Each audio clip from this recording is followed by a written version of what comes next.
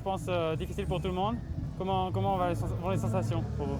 Ouais, moi, un Giro un petit peu compliqué. Je me sens pas à 100%. Je suis pas à mon meilleur niveau. Et en plus de ça, j'ai aucune réussite pour prendre les échappées. J'arrive jamais à me retrouver devant. Je suis jamais dans la bonne vague pour sortir. Il y a encore 2 jours et j'espère que ça va sourire avant la fin du Giro. Qu'est-ce qui va pas? C'est peut-être le froid des premières semaines qui vous a embêté? Ouais, le froid, c'est sûr. C'est des conditions que j'apprécie pas du tout. À la moindre averse, j'avais plus aucune sensation et les gens me répondaient plus du tout. Et c'est vrai que ça m'a un peu épuisé, mais même à niveau général, voilà, je me sens un peu juste. Et en plus de ça, ouais, j'ai aucune réussite pour prendre les échappées. Voilà, j'ai un Giro où j'avais carte blanche et j'ai pas su saisir les opportunités. Il reste 2 jours, mais voilà, je me retrouve jamais au bon endroit pour prendre l'échappée et j'espère que voilà, ça va sourire. Après là, c'est tout plat encore pour la prendre. Faut de la chance, donc on verra, on va tenter.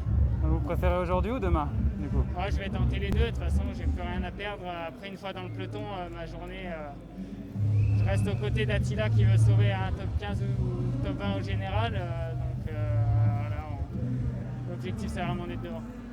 Le bilan, ça reste un Giro. Enfin, c'est un Giro que vous aimez, ou alors c'est pas trop votre type de course? Qu'est-ce que vous en pensez? Ouais, j'adore le Giro. C'est mon grand tour préféré. C'est une des plus belles courses. Et j'ai eu quand même des regrets de ne pas me sentir au mieux sur un grand tour. C'est toujours difficile.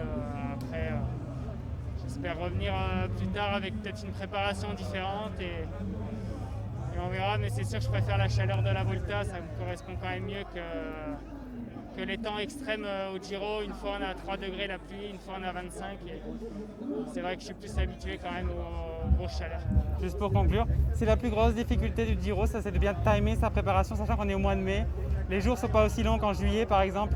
Les températures sont plus difficiles. On a déjà vu des grosses défaillances sur le Giro qu'on ne voit pas forcément sur le Tour et la Vuelta. C'est la plus grosse difficulté, le timing? Ouais, bien sûr, parce que la coupure hivernale remonte à déjà plusieurs mois, alors que pour un Tour de France, on coupe 2 mois avant au mois de mai.